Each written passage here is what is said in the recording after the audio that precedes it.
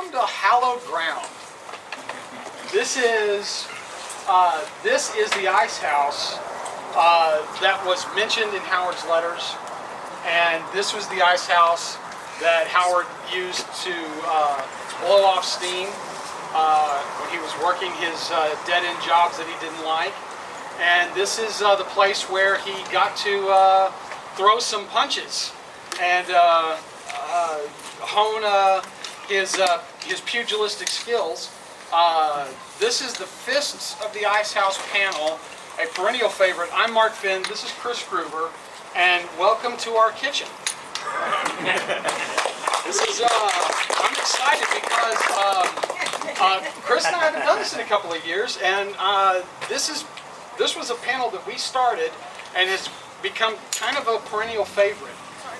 So for those of you, who here is new? Just a show of hands, the newcomers? People that have been here, enough people to you get the full 50-cent tour. So ice in the 1920s was kind of a big deal, okay? At the turn of the century, the farmers and agricultural providers here in the Southwest and in the South started cutting pond ice and bringing it back up to use for refrigeration. And they very quickly developed a number of systems they would use to cultivate ice and keep it in large houses like this. And so when the Iceman came to your house, he would take blocks of ice from here, walk it over, and he'd cut you off as much as you need, and then you would have cold milk. And your eggs would last more than 12 hours. And, you know, this also was a big thing in terms of manufacturing and shipping agricultural product, because they could put ice into railroad cars and refrigerate the entire car, and they could hang beef in those refrigerated cars, and then you could take your cattle, your sides of beef down the line, instead of having to rely on someone to come pick them up and pack them in salt and do that. They still used salt, but with the ice, you've got a longer travel time out of the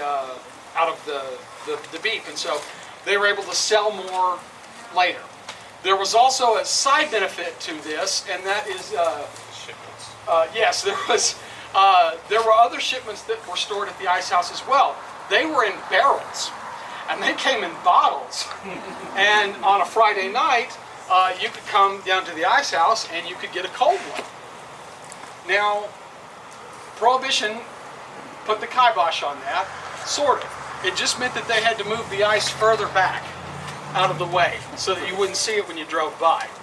But this is where the guys would go at the end of the week. The tool dressers, the ranch hands, everybody that was working the oil fields. Cross Plains was a boomtown. You could still buy cold adult beverages, even if they sort of tacitly look the other way. And so why not just gather here where it's already cold, hang out and drink? And as long as you're blowing off some steam, I got an idea. Why don't we see who can hit harder? And then that's how that started. What? Not really. Yeah.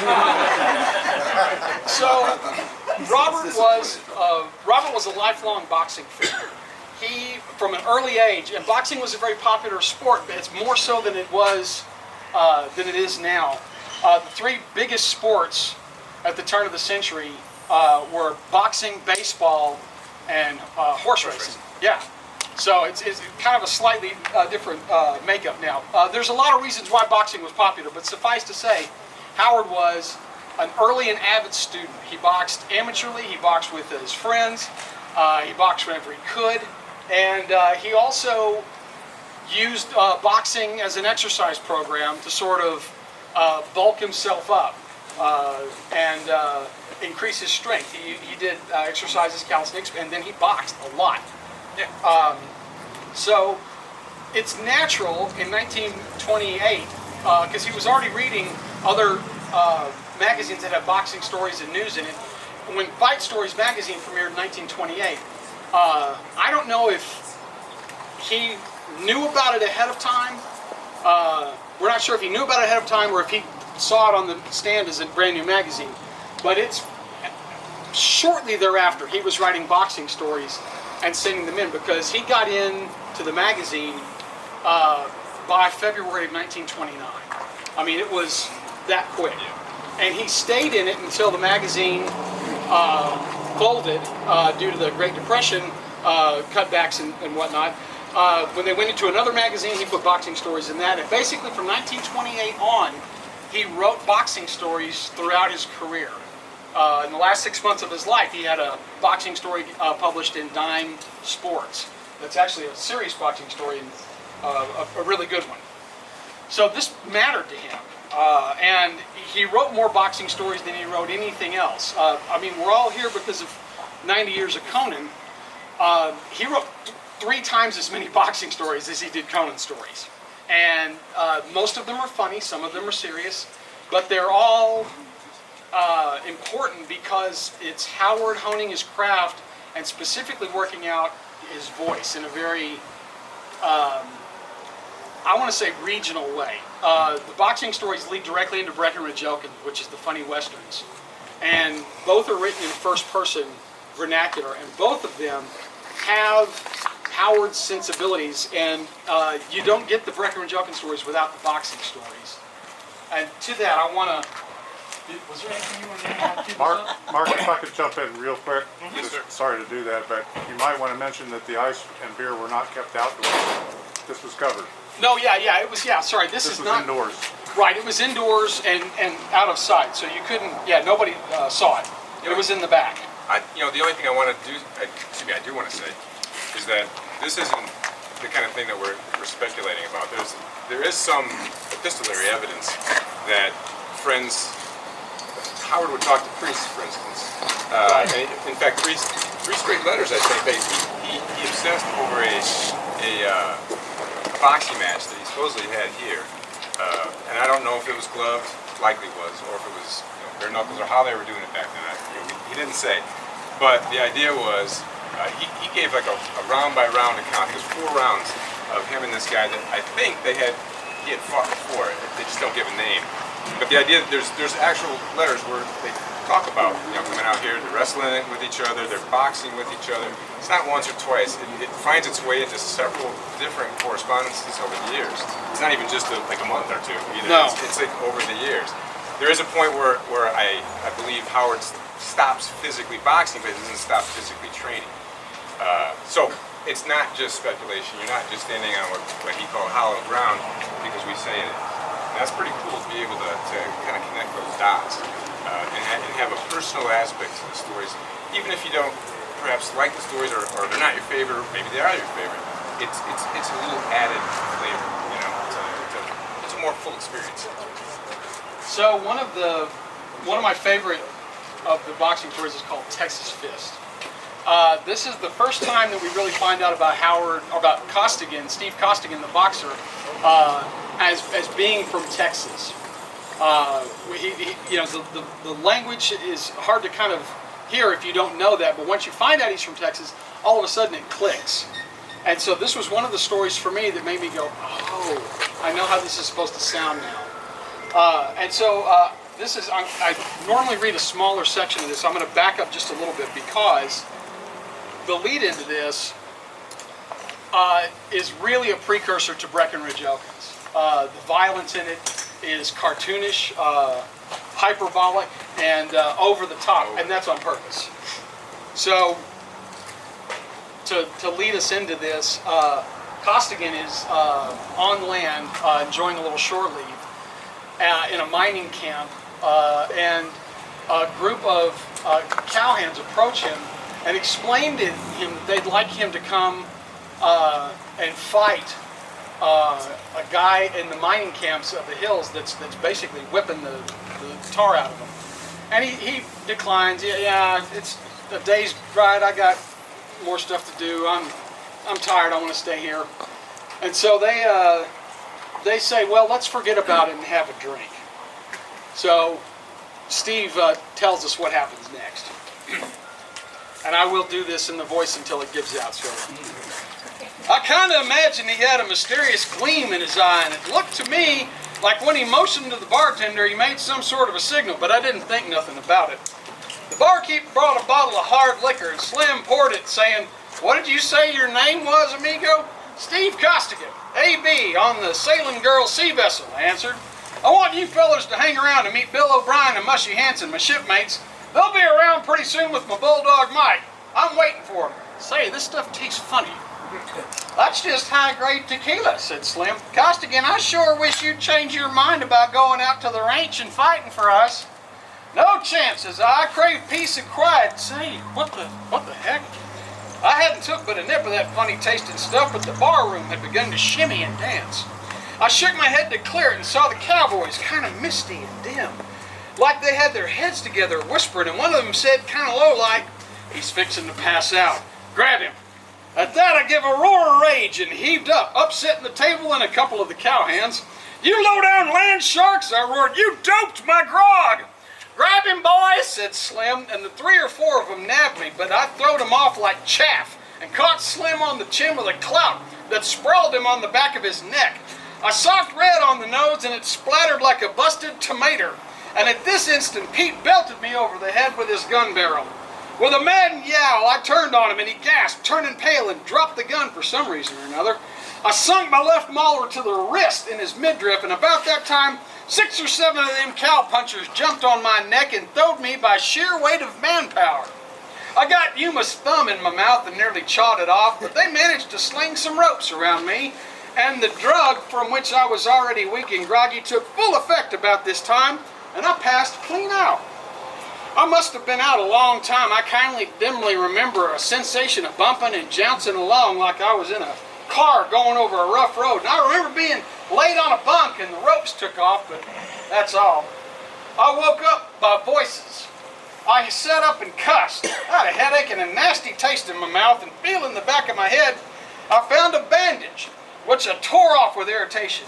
Keel haul me, and if a scalp cut like that gun barrel had give me, needed dressing. Come on.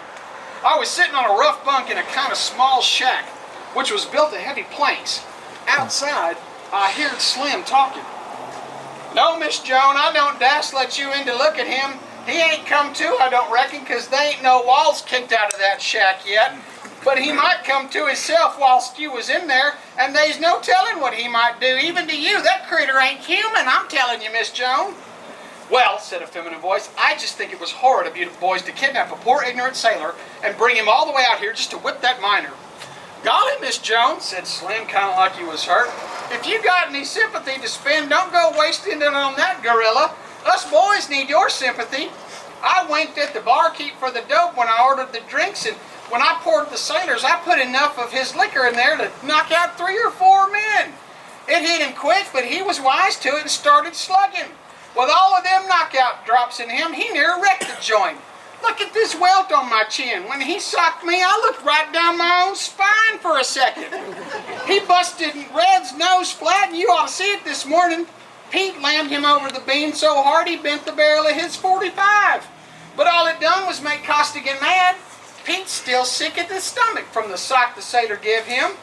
I tell you, Miss Joan, us boys ought to have medals pinned on us. We took our lives in our hands, though we didn't know it at the start. And if it hadn't been for the dope, Costigan would have destroyed us all. If your dad ever fires me, I'm going to get a job with the circus capturing tigers and things. After that ruckus, it ought to be a cinch." So, you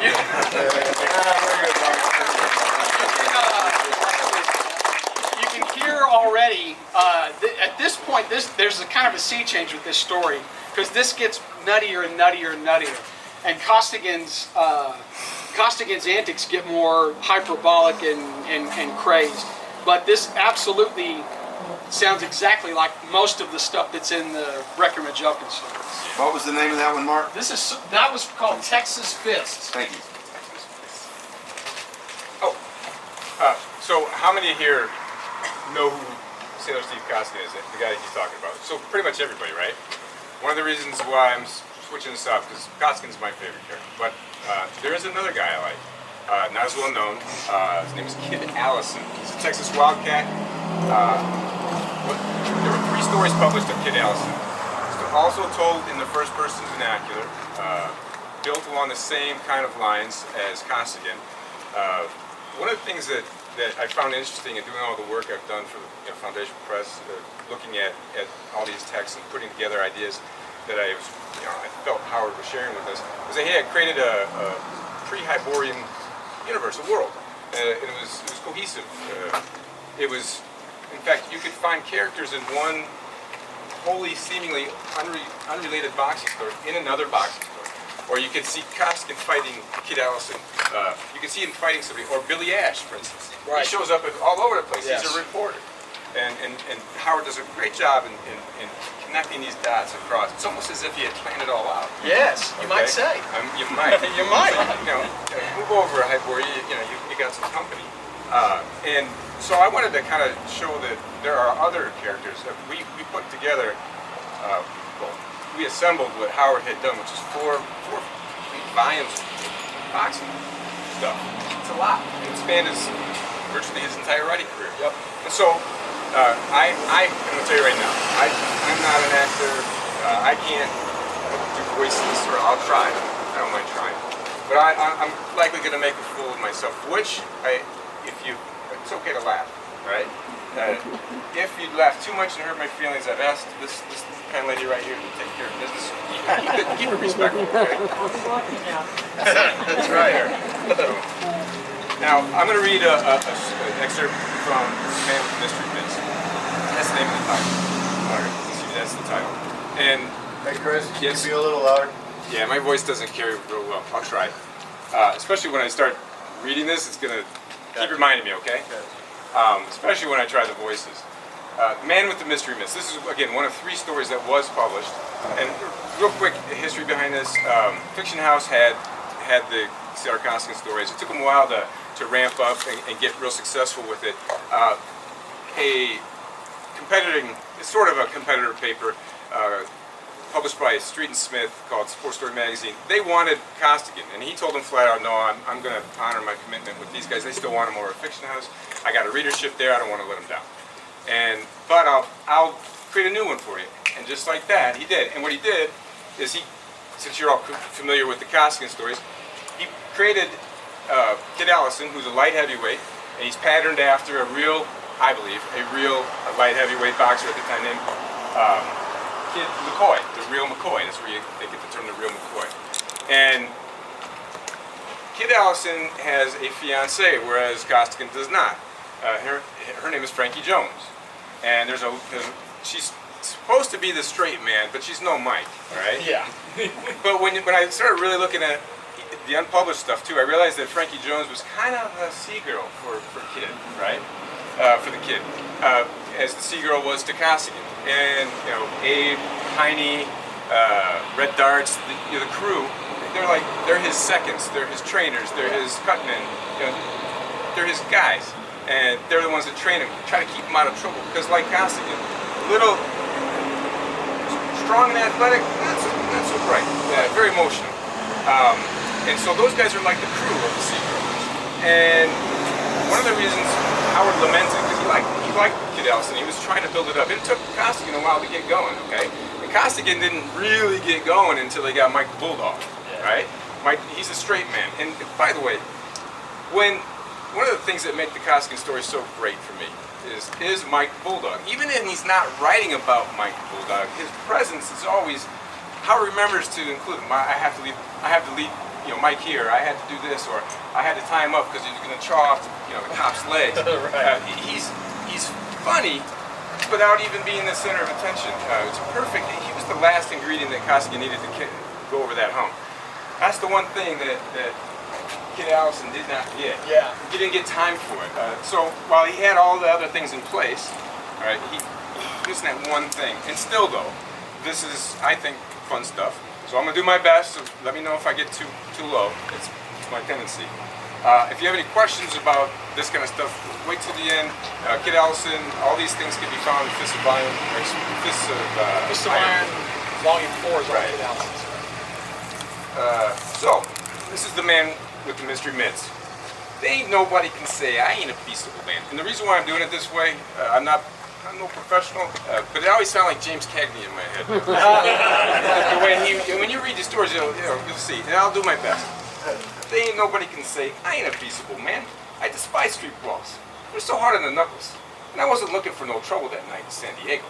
I just happened to be in a tough joint down on the waterfront, and I was brooding in a corner. Reflecting on what rotten breaks a first-class battler gets when a row started. I don't know how it begun. Likely nobody knows. Anyway, first thing I know, they were fighting all over the place. Customers, waiters, and bouncers, and a big yam got knocked or thrown into my lap. So, with a slight snarl of irritation, I rose, shaking him off. And he evidently up and took this natural action as an insult, because he bellowed like a bull and aimed a swing at me, which might have took off my head if it landed. He was a big sailor with fists like hands and a bullet head, on one end of which was stuck a jaw that looked like a chunk of granite from the Rock of Gibraltar. Not wanting to take no chances on his wild swings, I come up inside his arms with the right hook to the chin. Boom! That had every ounce of my beef behind it. It was as hot a sock as I ever landed on anybody, in the ring or out. And nobody ever called me a light puncher. Square on the button they landed at. Bang! My knuckles crumpled. Did he fall? He did not. My lick laid his jaw open to the bone, and blood spurted. But to my astounded rage, he merely gave a contemptuous grunt and grazed my ear with another vague swing. Cussing soulfully from the pain of my busted hand, I ducked and ripped a desperate left hook to his solar plexus. And with a loud and astonished gasp, he went to his knees. I throw a left hook, but I can't. There, you big ape, I grunted, dropping my hands. Maybe that'll learn you. Zowie! He bounced up groggy and reeling, but with a table leg. And he swung it with both hands before I could duck. Wham! The lights went out. So,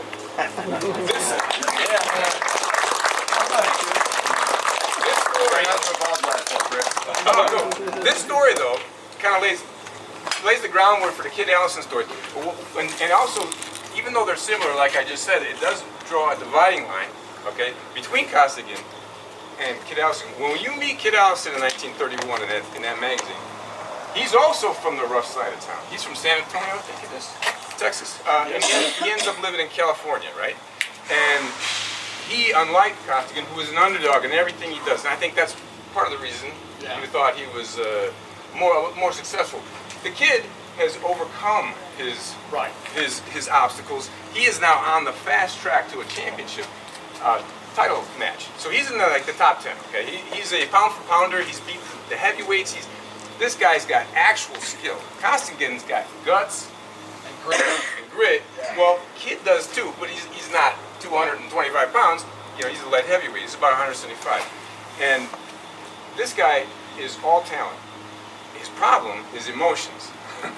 His problem is he's always trying to find something even better. So he's right here looking up, and he can see that belt, that championship belt. Costigan's championship belt is always with him wherever he goes across the world. It's the Sea Girl, right? If he happens to mix it up with a champion of the French Navy, well, okay, right? He's still fighting for his pals. He's still fighting for his dog. He's still fighting for his shit. Yeah, they're mirror opposites in some ways. In some ways, even though the core of them is there's still the heart of gold, fist of steel, and a head full of rocks. Yeah. Give me another. Okay, well, so this is one of the things that I really like to do, and it's important for a lot of people who have only read the horror stories and Conan and Solomon Kane. Howard had a great sense of humor. He was really funny, and I think part of what makes these work as well as they do is that there is. I think his voice is in here, and I think it's more present in the funny boxing and the funny westerns than it is in anything else that he wrote, except maybe some of his poetry. Because I think this is Howard at his naturally gifted storytelling, bullshitting best. This is, I think, where this was sort of like his zone. This was his wheelhouse. This is a slightly longer piece, but hopefully you'll think it's worth it. It's one of my favorite stories. It was one of the ones that we adapted as a radio play. This is the beginning part of Viking of the Gloves. No sooner had the Sea Girl docked in Yokohama than Mushy Hansen beat it down to the waterfront to see if he could match me up at some good fight club. Pretty soon he came back and said, "No chance, Steve. You'd have to be a Scandinavian to get a scrap now." "What do you mean by them remarks?" I asked suspiciously. "Well," said Mushy, "the sealing fleet's in, and so likewise is the whalers, and the port's swarming with squareheads." "Well, what's that got to do with—" "They ain't but one fight club on the waterfront," said Mushy, "and it's run by a Dutchman named Neiman. He's putting on a series of elimination contests, and from what I hear, he's cleaning up. He matches Swedes against Danes, see? Well, there's hundreds of squareheads in port, and so naturally each race turns out to support his countrymen. So far, the Danes is ahead. You ever hear of Hakon Torkelson?" "You bet," I said. "I ain't never seen him perform, but they say he's the real good. Sails on the Viking out of Copenhagen, don't he?" "Yeah, and the Viking is in port. Last night, before last, Hakon flattened Sven Torkvinsson, the terrible Swede, in 3 rounds, and tonight he takes on Dirk Jakobsen, the Gotland giant. The Swedes and the Danes is fighting all over the waterfront," said Mushy. "And they're betting their socks. I sunk a few bucks on Hakon myself, but that's the way she stands, Steve. Nobody but Scandinavians need apply." "Well, heck, how come I got to be the victim of race prejudice? I need dough. I'm flat broke. Wouldn't this smug Neiman give me a preliminary scrap? For $10, I'll fight me 3 squareheads in port, all in the same ring." "Nah," said Mushy. "They ain't gonna be no preliminaries. Neiman said the crowd will be too impatient to sit through them." "Boy, oh boy. Well, they be excitement. Whichever way it goes, there's bound to be a roughhouse." "A purty lookout," I said bitterly. "When the Sea Girl, the fightingest ship on the 7 seas, ain't represented in the melee, I got a good mind to blow in there and bust up the whole show." At that moment, Bill O'Brien hove in sight, looking excited. "Hot dog!" he yelled. "Here's a chance for us to clean up some real dough. Stand by to come about and give us the lay." "Well," said Bill, "I've been down at the waterfront listening to them squareheads argue, and boy, is the money changing hands. I've seen 6 fights already. Well, just now, they come word that Dirk Jakobsen has broke his wrist swinging for a sparring partner, and he's hitting the wall instead. So I run in down to Neiman's arena to find out if it was so, and the Dutchman is walking the floor and tearing his hair. He says he'll pay $100 extra, win or lose, to a man good enough to go in with Torkelson. He says if he has to call the show off, the squareheads will hang him. So I see we run in, a Sea Girl man, and cop the jack." "And who do you think we'll get?" I asked skeptically. "Well, there's Mushy," began Bill. "He was raised in America, of course, but yeah, there's Mushy," snapped Mushy bitterly. "You know how as well as I do, ain't no Swede. I'm a Dane myself. Far from wanting to fight Hakon, I hope he knocks the block off of whatever fool Swede they find to go against him." "That's gratitude," says Bill. "How can a brainy guy like me work up anything big when I gets opposition from all quarters? I lay awake at night, studying up plans for the betterment of my mates, and what do I get? Arguments, wisecracks, opposition. I tell you, I'll pipe down," I said. "There's Finn Larson, he's a Swede. That big ox would last about 15 seconds against Hakon," said Mushy, with gloomy satisfaction. "Besides, Finn's in jail. He hadn't been in port more than a half an hour before he got jugged for beating up a cop." Bill fixed me with a gloomy gaze, and then his eyes lighted up. "Hot dog!" he whooped. "I got it! Steve, you're a Swede! Listen here, you flat-headed dogfish. Me and you ain't had a fight in years, but by golly, I'll try to have some sense," said Bill. "This is the ID. You ain't never fought in Yokohama before. Neiman don't know you nor anybody else. We'll pass you off for a Swede." "Pass him off for a Swede?" said Mushy. "Well," said Bill, "I'll admit he don't look much like a Swede." "Much like a Swede? Why, you son of a... All right, well, you don't look nothing like a Swede then." "But we can pass you off for one. I figure if we tell them you're a Swede, they can't prove you ain't. If they dispute it, we'll knock the daylights out of them." I thought it over. "Not so bad," I finally decided. "We'll get that 100 extra, and for a chance to fight somebody, I'd pretend I was an Eskimo." "We'll do it." "Good," said Bill. "Can you talk Swedish?"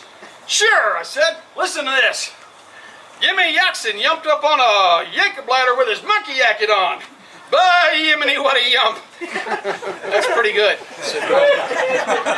"Come on, we'll go down to Neiman's and sign up." "Hey, ain't you going, Mushy?" "No, I ain't," said Mushy sourly. "I see right now I ain't gonna enjoy the scrap none. Steve's my shipmate, but Hakon's my countryman. Whichever loses, I won't rejoice none. I hope it's a draw. I ain't even gonna see it." Well, he went off by himself, and I said to Bill, "I got a good mind not to go on with this, since that's how much he feels about it. he'll get over it, said Bill. By gosh, Steve, this here's a matter of business. Ain't we all busted? Must you'll feel right after we split your purse 3 ways, and here's a few shots of hard liquor. All right, I said, let's get down to Neiman's. So me and Bill and my white bulldog Mike went down to Neiman's, and as we walked in, Bill hissed, "Don't forget to talk Swedish." A short, fat man, which I reckon was Neiman, was sitting and looking like he overlisted names, and now and again he'd take a long pull out of a bottle, and he'd cuss fit to curl your toes, and then he'd pull at his hair. "Well, Neiman," said Bill, "what are you doing?" "I got a list of all the Swedes in port that think they can fight," said Neiman bitterly, "but they ain't one of them that would last 5 seconds against Torkelson. I'll have to call it off." "No, you won't," says Bill. "Right here, I got the fightingest Swede in the Asiatics." Neiman faced around to quick look at me, and his eyes flared. He jumped up like he'd been stung. "Get out of here," he yelled. "You should come around here and mock me in my misery. A sweet time for practical jokes." "Ah, cool off," said Bill. "I tell you, this Swede can lick Hakon Torkelson with his right thumb in his mouth." "Swede? You must think I'm a prize sucker bringing this black-headed Mick around here and telling me." "Mick baloney," says Bill. "Look at them blue eyes." I'm looking at him, and I'm thinking of the lakes of Killarney all the time. "Swede? Ha! And so was Jan L. Sullivan. So you're a Swede, are you?" "Sure," I said. "I bane Swedish, mister." "What part of Sweden?" he barked. "Gotland," I said, and simultaneously Bill said, "Stockholm," and we both glared at each other in mutual irritation. "Cork, you better say," said Neiman. "I am a Swede," I said, annoyed. "I want this fight." "Get out of here and quit wasting my valuable time," snarled Neiman. "If you're a Swede, then I'm a Hindu princess." At this insinuation, I lost my temper. I despise as a man that's so suspicious he don't trust his feller men. Grabbing Neiman by his neck with a vice-like grip and waggling a huge fist under his nose, I roared, "You insulting monkey! Am I a Swede or ain't I?" He turned pale and shook like an aspirin leaf. "You're a Swede," he said weakly. "And I get to fight?" I rumbled. "You'll get it," he agreed, wiping his brow with a bandana. "The squareheads may stretch my neck for this, but maybe, if you keep your mouth shut, we'll get by. What's your name?" "Steve," I began thoughtlessly when Bill kicked me on the shin and said, "Lars Iverson." "All right," said Neiman pessimistically. "I'll announce it that I got a man to fight Torkelson. How much I bane get?" "I guaranteed $1,000 to the fighters," he said, "to be split 700 to the winner and 300 to the loser." "Give me das losers in now," I demanded. "I bane go out and bet 'em, you bet you like." So he did, and he said, "You better keep off the street. Some of your countrymen might ask you about the folks back home in dear old Stockholm." And with that, he gave a bitter screech of raucous laughter and walked off, slamming the door. And as we left, I heard him moaning like he had a bellyache.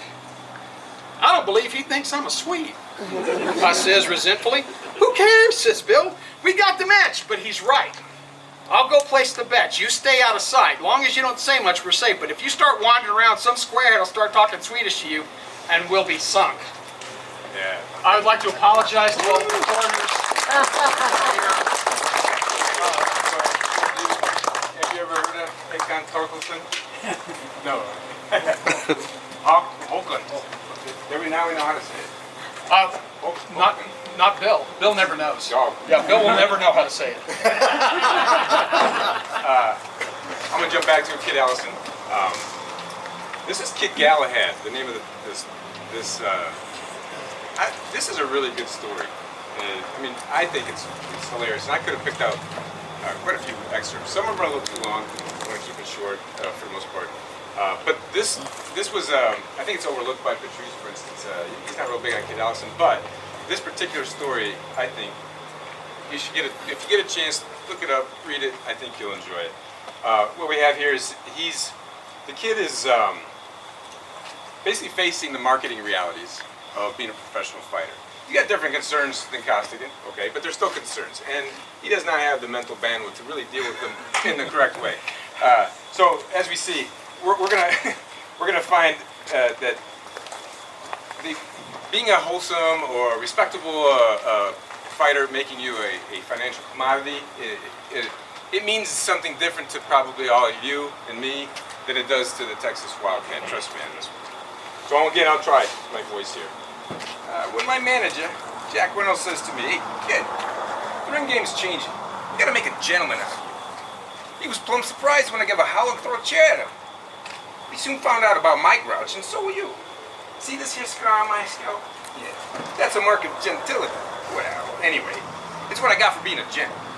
It started by Jack, his manager, leaving me in a certain small city on the West Coast while he went east to New York to see if he could get me about at the Garden. He wanted to get me matched with Lopez, the Cuban shadow, knowing that a win over that sensational boy would boost my stock of heat. But I'd never fought in the East. Promoters was dubious about my ability in drawing power. Lopez was high powered, and they didn't want him to be fed a setup. Can you feature that? Hey, the talk of the West Coast. Anyhow, Jack went to New York, and as I said, he left Abe Garfinkel under the hallucination that the presence of this lunatic would aid in keeping me out of trouble. So Jack told me to do as little as possible of anything while he was gone. Not to get in no roles of no sort, not to sign no papers, and not to answer no incriminating questions. He departed with the cheerful and flattering remark that he fully expected to find me in jail when he got back. My manager's inexcusable attitude irritated me. I reckon I can take care of myself. But after seeking in vain to amuse myself in various ways, Abe suggested that I go over to the public library and enlighten myself. Well, that was all right. I ain't one of those mutts to which books is just so much waste material taking up space. But the catch was that Abe insisted on going with me and picking out the books for me to read. Well, I wanted to read a book about pirates and Indians and things. But he got one which he said would improve my general manners. And just for the sake of peace, I glanced over it. Well, I got real interested. It was about folks called knights, which flourished many centuries ago, long before the Civil War even. These birds wore fighting togs made out of battleship steel with washpots on their heads and spent all their time rescuing fainting damoiselles, whatever them is, and socking dragons and things over the beam with meat cleavers. There was a knight named Galahad, which was the champion of them all. He bought nobody. He met all the contestants, from flyweights to super heavies, and they all took the count. None of them went the limit with him. Oh, the way that boy could handle his dukes was a caution. But the main thing that interested me was when he was an amateur. Well, what I mean is, he never hedged for the gate receipts. If somebody had offered him a big purse with the movie rights, he'd probably felt insulted. He cared nothing at all about this, the joke. He spent all his time chasing hither and yon looking for some girl which was getting a raw deal. The minute he heard a skirt howling for a cop, he bounced in and took a hand. Zip, zip, zam! Another one-round KO for Sir Galahad. And he took the frail back to her folks, made a courtly bow, and galloped away in his milk-white steed in search of more hero business. Well, I got all steamed up over this job, and when I put the book down with a deep sigh, and I strolled forth into the streets, I felt as noble as get out. I was a fighting man too, and I thought that I lived at them times. I bet I'd have made him step to hold his title. While ruminating thus, I found myself passing a gym in a sort of rough neighborhood. When out had come a girl crying and holding one hand over her eye. Instantly, I felt my heroic impulses rising. Here was a girl which was being abused. This would have been pie for Galahad, and by God, Kid Allison wasn't no slouch itself when it come to the rescue business. Here, I says to myself, is where I revise the ancient codes of chivalry and proves myself a gent. Jack Reynolds will be proud of this, I says. So I went up to the girl, and removing my hat with a sweeping bow that knocked over a garbage can, I said, Miss, can I be of any assistance? There are like, this particular, this story of Richard Allison's is absolutely my favorite. It's actually, I'm glad it was published. It was a really funny story. Yeah, it was one of the three, right? Yeah. One of three. Yeah. So I picked up the I like this. So we talked before about Howard being a student of boxing, and he traveled around to watch regional fights. A lot of the lore that he accumulated, both about the heavyweight boxers as well as the amateur and regional fights that he saw, found their way into his stories. Some of the opponents that Costigan faces off with are thinly disguised versions of heavyweight fighters. Chris and I have diligently identified as many as we can over the years, and some of the stories that were the germination for some of his Costigan stories. He actually wrote about in letters to people, talking about things that he saw and things that he did. The beginning of this story is his fictionalized version of an incident that really happened, which was pretty funny. This is the beginning of Sluggers of the Beach. I like this one. Me too. The minute I seen the man which was going to referee my fight with Slip Harper in the Amusement Palace Fight Club, Shanghai, I taken a violent dislike to him. His name was Houlihan, a fighting sailor, same as me, and he was a big red-headed gorilla with hands like hairy hams, and he carried himself with a swagger which put my teeth on edge. He looked like he thought he was the king of the waterfront, and that there's a title I aspires to myself. I detest these conceited jackasses, and I'm glad that egotism ain't amongst my faults. Nobody'd ever know from my conversation that I was the bully of the toughest ship afloat and the terror of bucko mates from Valparaiso to Singapore. I'm that modest, I don't think I'm half as good as I really am. But Red Houlihan got under my hide with his struttings and giving instructions in that foghorn beller of his, and when he discovered that Slip Harper was an old shipmate of his actions growed unbearable. He made this discovery in the third round whilst counting over Harper, who had stopped one of my man-killing left hooks with his chin. 7, 8, 9, says Houlihan. Then he stopped counting and said, by golly, ain't you the Johnny Harper that used to bosun aboard the old Saigon? Yeah. Goggled Harper, groggily getting his legs under him whilst the crowd went hysterical. What's eating you, Houlihan? I roared indignantly. Go on, counting. He gives me a baleful glare. I'm refereeing this spell, he says. You tend to your part of it. By golly, Johnny, I ain't seen you since I broke jail in Calcutta. But Johnny was up at last and trying to keep me from taking him apart, all of which prevented me was the gong. Houlihan helped Harper to his corner, and they kept up an animated conversation until the next round started, or rather, Houlihan did. Harper wasn't in much condition to enjoy conversation, having 3 left molars embedded in my right glove.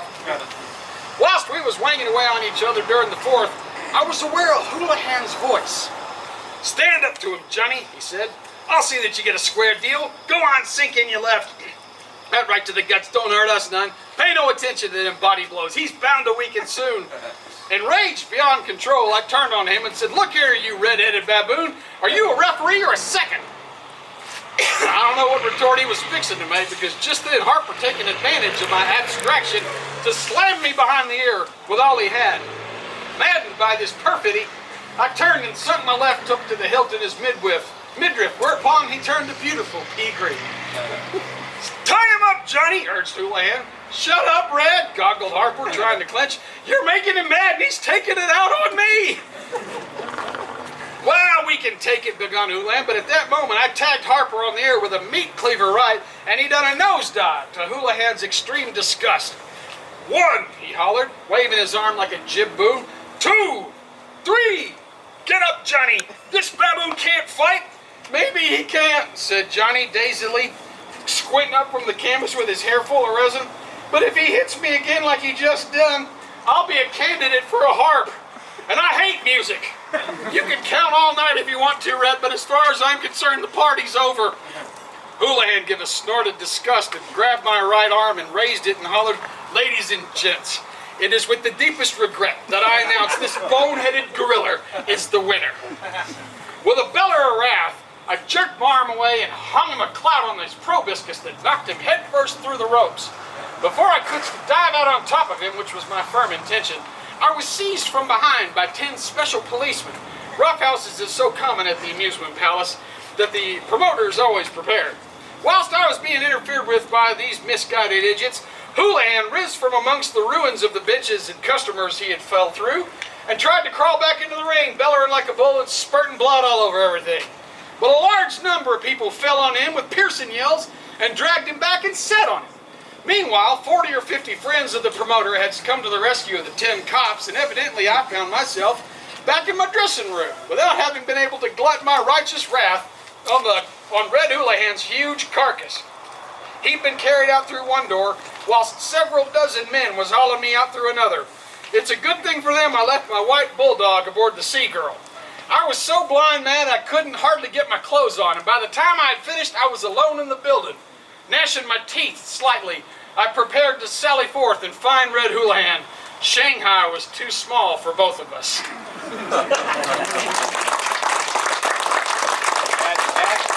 That fight scene right there was a guy named, who's familiar with Bad Masterson? So Bad Masterson was seconding, no, was he refereeing? He was refereeing a fight between John L. Sullivan John L. Sullivan and who was Morgan? Who did he beat in 67 rounds? Oh, shit. The one, remember he says that's not a championship belt, Yeah. that's a dog collar. Yeah. Anyhow, it's the last I call it King of the Scratch, the last bare knuckle boxing championship. I can't believe I on the other guy. We're old. See, no one remembers the number 2 guy. And so Bat Masterson was supposed to ref, and he was walking around with his 6-piece during the match, shouting obscenities at Sullivan, while Sullivan shouted back at a guy named Charlie Mitchell and Bat Masterson. And between rounds, Bat Masterson was helping him, giving him water. You know, and John L. Sullivan, he couldn't stand these guys. And every moment of those rounds in 100, I think it was 107 degrees, they both got blistered. You know, this is a real fight. They all got blisters on their bodies from the sun, beating down on them in this just horrible boxing conditions outdoors. John L. Sullivan, just gave it back verbally in much the same manner, in much the same voice, and honestly with a lot of the same inflections. It's really, really cool. So that all these stories have this kind of backdrop where it's real things that Howard says, oh, here's an ingredient I can use. I'm just going to spice it up a bit. And for boxing enthusiasts, it gave those stories a verisimilitude of authenticity because this is stuff that they, tangentially heard of or were sort of aware of in the zeitgeist of the lore of boxing. So it was a nod to it's like when you see your Easter egg in your favorite program. There you go. Some kind of It's tie-in. Captain America's shield Yeah, arms. exactly, stuff like that. And they were reading it going, oh, this Howard guy, he knows what he's talking about. Fighting Nerves, this is the Kid Allison version. I'm going to skip over a whole bunch in the sake of time. Just to understand that Kid Allison is, he was in a fight with K.O. Tremaine. It was one of the setups for a shot at the title. Not the title, but the shot at it. And during the fight, he was not himself. He wasn't fighting well, but he was trying to push through it. And he got fouled. And when he got fouled, he went crazy in the ring. And he gets disqualified. K.O. Tremaine wins, and it sets him back a little bit. And he snaps at his girlfriend, his fiance Frankie Jones. He's kind of giving everybody the business, the rag. Every single person, he's got what's called fighting nerves. He's been training too hard. He's so focused, laser focused. There are some serious elements to the stories. Laser focused on trying to get that last little bit to get him up there so he can get the real cash. Change his life forever. And so what we do here is he needs to go out and find some relaxation. And for Kid Allison, Texas Wildcat, relaxation, just like wholesomeness, means a different thing to him than it does to the rest of us humans. So he's at a bar, he's come across this giant of a guy who wipes the floor clean with 3 sailors who are abusing the barkeep. The barkeep is about to call someone named Bill out, and he sees this guy and he realizes, hey, I got an idea. I can use my brain, right? I want to manage this guy. So I'm going to pick it up like after the cook takes care. He cooks everybody's goose. That'll be all, William, said the bartender, getting up from behind the bar. I'll take the price out of that window out of your wages. And you can go back and finish swamping. That's the mopping. Hey, wait a minute, I said, as the bouncer started back for an idea that leaps into my mind. What's your name? Bill Wells, he rumbled. Don't you like it, huh? Why, it's a nice name. Say, did you ever fight in the ring? Yeah, he said. I fought a lot down in San Diego. And some of the waterfront clubs, too, around here. But they ain't no money in it. Hey, did you win? I asked. Oh, yeah, he said. Of course. Sorry. But it's mighty hard work, and the promoters wouldn't ever pay me more than $15, maybe even only $10. I can make more money bouncing and swamping. Not if you was handled right, I said. You've been wasting your talents in them 10th grade clubs. Wouldn't you like to make a lot of money? You bet, he said, with a wistful and faraway look in his eyes. Then I could buy me a hot dog stand down on the beach and live high and easy. Forget such tripe, I snorted. Listen, I get out. I'm laying off at a active competition myself for a while. And I'd like to manage a good, promising heavyweight. That'll be quiet. That'll be quiet and restful. And keep me occupied, too. You look like you got the stuff. Hey, what do you say? He contemplated ponderously. Tell you what, he said. You come back tonight when I get off of work. I'll let you know that. Well, I felt a lot better when I walked out of that dive. I've been wondering how the heck I was going to amuse myself for 6 solid months without finding or training for a fight or nothing. He was the very thing. It wouldn't be no work managing wells. I could have a good time and make some money too. Better still, I'd be doing something connected with me, which is the breath of life for me. An easy, restful vacation and a good chance of developing a future champion. Little did I know. Well, not knowing how Jack would look at my enterprise, I avoided him for the rest of the day. And that night, I dropped back to the joint where my discovery worked. Wells was drinking a beer at the bar when I walked in. Well, I said eagerly, what about a billow, pal? I've decided to go back into the ring, he said, emptying his mug.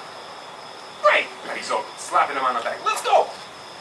Oh, he said, I ain't going to have you for my manager after all. I was talking to a gent named Badger Kowski after you left. Now, he manages K.O. Tremaine. And I told him what you said, and he said, if you wanted to start me in the game, I must have something. But he said he knew the ropes better than what you do. So I better let him manage me, he said. So I said he could. I felt my nerves, my frayed nerves, start playing leapfrog. So, I said, I snarled bloodthirsty. After me putting the ID in your head, why, Petrikowski comes in and grabs you. Hey, listen here, you triple blank asterisk. You can't double-cross me no such way. Say you, he roared, slamming the mug down on the bar. I'll break your blank neck. I snarled, red-eyed, and ripping it right to his jaw that made him roar like a ship in a gale. He roared like a bashing bull, and we plunged together. I don't know how long we fought. I know the barkeep runs screeching from the joint, and we smashed all the tables and chairs to splinters, and caved in the bar, and knocked over a stack of beer kegs, which thrusted in front of the room, adding to the general frenzy. Yeah, Wells was bigger than me, and I wasn't in good shape, but I still had enough to, hold my own with a roughhouse mortal like him. At last, floundering in a puddle of spilled beer, I got a straddle at him, and sinking one hand into his bristling locks, I commenced hammering his battered features with the other.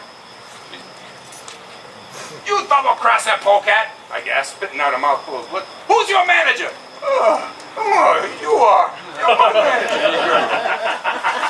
I clambered wearily off him and helped him to his feet. First, we're gonna go up to my hotel and get a little rest, I panted, leaning on the busted bar. Tomorrow we'll leave for the mountains. Will you quit weaving around that way? Anybody think your legs was made out of tallow? Here, take my arm. Look out! You're gonna fall over that busted table. Can I help it? He complained. One of my eyes is shut tighter than a drum, and the other's closing fast. Hey, look, I'll guide you, I said impatiently. Come on, I want to get this ear sewed on before we go up to my rooms. So leaning heavily on each other, we staggered out of the dive, weaved uncertainly up the street, heedless of the startled expressions and shocked explanations of the passers-by. And they're going to go on, and there's a lot of hilarity there. There's a funny story about fighting nerves. He submitted it to Street and Smith, and they sent back a note saying that it was too long and can you cut it? So he cut it and sent it back, and they said it's still too long, but we'll make the cuts themselves. And as a result, we don't have the full version, do we? We just got the sports store thing. Yeah. Fighting Nerves is the one that they sent back. Yeah, and then they said we're suspending publication. suspending publication. So they sent it to another Right. magazine. They sent it back. It kept bouncing back to him. Yes. Hear ye the tale of Fighting Nerves. Nerves, From that's he wrote to COVID, I think, right? Yes. Telling him he was trying to resell some stuff later after his markets were drying up because of the depression and whatnot. and he was trying everything under the sun to get some of these things sold. And he was trying to explain this publication history or attempted was quite Harrowing. yeah. It was a tale in and of itself. Yeah. Well, we are near the end, so I just wanted to close by saying, if any of this sounded fun, if you were interested in any of it, I urge you, both of us, strongly recommend that you go and find the boxing stories, investigate it for yourself. There's boxing stories in the best of collections, and Fist of Iron. I think a couple of the books are left at the Foundation Press.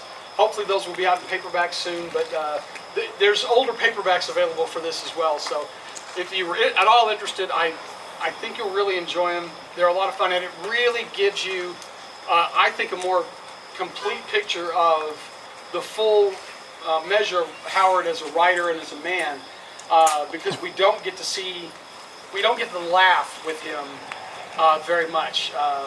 Parts of his story are pretty grim, and the characters that he writes are pretty grim. But the funny boxing and the funny westerns have got a light and an energy and an exuberance about them that is absolutely infectious. So, Yeah, before y'all leave, what we're gonna do, you notice the ropes. We're gonna rope this off. So anybody who wants to get in here and mix it up, we have whiskey. that's right. A couple shots Couple of hard shots of liquor. that, and I think you'll be okay. You two go first. Everybody else, head to the pavilion and get a drink. Thank you so much. We really appreciate you.